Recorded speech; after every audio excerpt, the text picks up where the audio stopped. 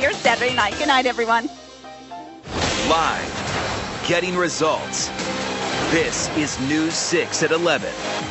Tonight, outrage. A family's dog killed at a boarding facility. They're demanding answers, and we're getting results. Good evening. I'm Matt Austin. And I'm Lisa Bell. The family claims the facility's owner lied to them about what happened to their golden doodle named Molly. Eric Sandoval is investigating this. And Eric, you found deputies are now looking into this. That's right, Lisa. We found out the Brevard County Sheriff's Office is now looking to see if she did anything criminally wrong. Molly's family tells us they're also considering a lawsuit. They say they understand accidents happen, but they say they were lied to. And now they want results. I'm very mad at her. She killed my dog. Gregory Taylor and Rachel Fitzpatrick say the last time they saw their 7-year-old golden doodle Molly alive was last fall. It was the day they dropped Molly and their other dog Shadow off at Paws and Claws boarding facility in Merritt Island. When they returned from their 2-week trip overseas, they said they were shocked to find out Molly had died. She said that Molly must have died in her sleep. She walked in that morning and Molly was dead. She claims Paws and Claws owner Kelly Jo Strabley told them Molly died of a brain aneurysm. Rachel and Gregory say they were stunned because Molly seemed to be in perfect health. They say Strabley never called their emergency contact for the dogs. They say she also ordered Molly's cremation without their consent. They say they felt something was wrong. So they got a hold of the veterinarian Molly was taken to, who told them they'd been misinformed. Molly had been attacked by 7 dogs and had been mauled to death.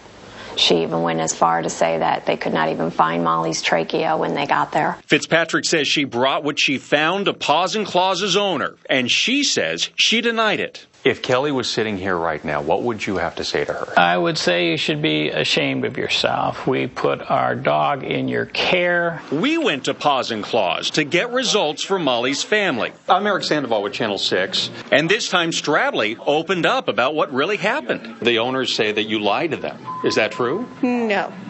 Did I tell them that their another dog broke the dog's trachea? No. Don't you think that's an important part to tell the dog's owners if the dog died in your care? I just wanted to tell them what was easiest, that how I would want to take the news. We pressed Strabley about her story, asking her if the other dog owners knew what happened and if it's happened before or since. Don't portray me as a bad person. Well, you lied to these people. No, it came out when, excuse me, please get out of my face. Are you guys, I don't want you in my business. This is my business. Please go. So you have nothing else to say to these people? No.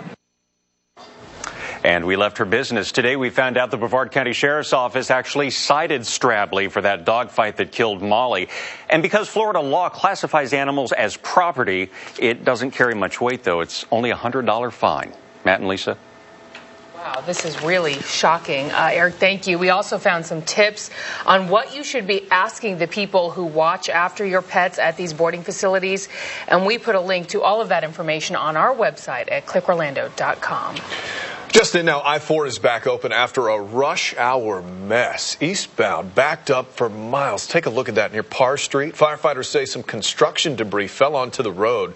They weren't sure what it was exactly, so they hosed it down just to be safe. At this hour, we still have not heard what it was that fell out. Also developing a crime tracker alert. A woman caught on camera breaking into a family's home. Now they want you to watch it to try to catch this woman. The break-in happened in Winter Garden at a home on Laughing Gull Street. That's east of 429 near Sawgrass Lake. Jennifer Ortega is there live for us tonight. Jen, we talk break-ins all the time, but honestly, normally, we're talking about men who do the damage. That's right, Matt. We don't usually see this. The woman in the video was actually wearing plain clothes with no mask on her face or anything. The homeowner, Johnny Lai, says this could have been anybody. It could have even been his neighbor. You see the woman peeking through the window. The dog in the frame notices her and starts to bark. Then minutes later, she manages to pry open the sliding glass door and let herself inside. Some strange lady was in your house. Johnny says he was sitting on his couch going through the videos when he noticed a woman walking through his house through this camera. So it looked like she had some kind of crowbar, bended it out and pry it open. What happened if in the afternoon my son came home and the lady's in the house? what would happen? The woman, dressed in casual clothing and wearing a visor on her head, walks past the kitchen and into what Johnny says is the guest room. Normally, I thought a bad guy would come in and break into your house and try to rob you. But I mean, from the video, look at this lady. It's like there's no word. You just don't trust anybody anymore. He tells us the timestamp on the video was only 10 minutes after he and his family left the house. But the woman was only inside for a couple minutes. Johnny thinks the washer and dryer left on upstairs spooked her. Now he says he makes sure the back door is secure. And I shouldn't have to do that. Yeah. Nobody should have to do that. Especially here. Just be aware. I mean, it doesn't matter where you live now. Nice subdivision this is. It's not safe anywhere. Make sure you lock your door when you leave. Now the family tells us that nothing was missing from inside the home, but they're still very uneasy about it. If you recognize the woman in that video or have any information that can help, call the Orange County Sheriff's Office. In Winter Garden, Jennifer Ortega, News 6. Jen, thanks. In just hours, a convicted felon blamed for the shooting death of a 6-year-old girl will face a judge. Sanford police say Aletha Burke accidentally shot herself with a gun belonging to her uncle, Eric Williams. Williams kept the gun under a living room sofa. But based on his criminal history, detectives say he should not have had it in the first place. Williams is facing several charges, including child neglect. New tonight, new specifics from Donald Trump on what he plans to do if he wins the presidency, specifically with health care. Tonight on his campaign website, Trump laid out his 7-point plan to reform health care. It calls for the repeal of the Affordable Care Act, breaking down state barriers that prevent the sale of health insurance across state lines, and making insurance premiums tax deductible. Trump's opponents not giving up, though. Ted Cruz and Marco Rubio were back on the campaign trail tonight. Cruz is urging other Republicans to drop out.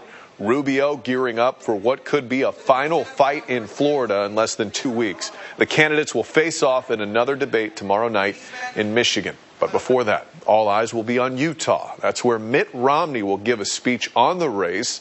Still not clear what he's going to say. That is set for 11:30 tomorrow morning. New tonight, we are hearing from the mom of a newborn baby kidnapped at gunpoint. It triggered a statewide search that ended with the baby found in Orlando and a dramatic takedown. One of the suspects, the mom's cousin. Sashel Saunders is live at FHP headquarters tonight. And Sashel, I can't imagine what that mom went through. What did she tell you? Yeah, Lisa, in a moment, you will see that mom clutching her baby tight. It's something that she thought she'd never do again after her 2-month-old was kidnapped in the middle of the night. But Florida Highway Patrol helped save her life. Who kidnapped your baby?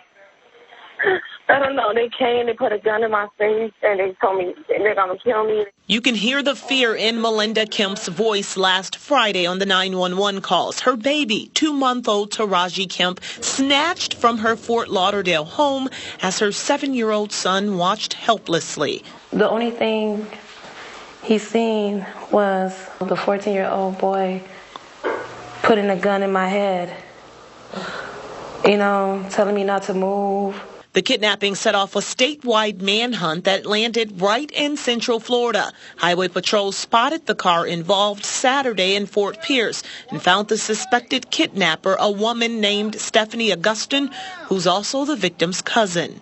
I used to always tell her, Stephanie, I'm proud of you. You're going to school, no kids, you're beautiful. You go, girl. It broke me to find out it was her. Investigators say Augustin and her 14-year-old cousin took the baby and abandoned her in an Orange County apartment. Arrest reports say Augustin recently had a miscarriage. She tried reaching out to Kemp after her arrest. She said sorry and she wanted to talk to me alone, but I backed up and I said no. I told the detective no. I don't want to cry right now. I'm happy my baby is here.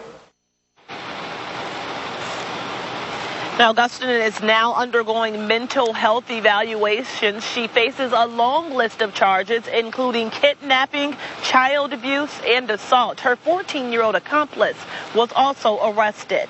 Reporting live in Orange County, Sashel Saunders, News 6. Sashel, thank you. Caught on camera, a clerk who isn't afraid of a gun. She turns the tables on a crook, and the gun isn't the only thing she grabbed. What she went for after this. Plus, an uninvited guest makes a scary splash in a Florida family's pool. How they got it out, Tom. That is so scary. I know. So scary. Take a look at the cold front that rolled through Central Florida today. Sort of fell apart, didn't it? I'll be back to pinpoint the difference that cold front is going to make for your overnight low and how much warmth we have left for tomorrow. And I'm going to take you behind the scenes at Legoland and what it takes to be a master builder. We're going to go inside the workshop, show you how you could turn creativity into a career building Legos. You're watching News 6 and the News 6 app live on a Wednesday. Central Florida's most watched 11 o'clock news is back in 2 minutes.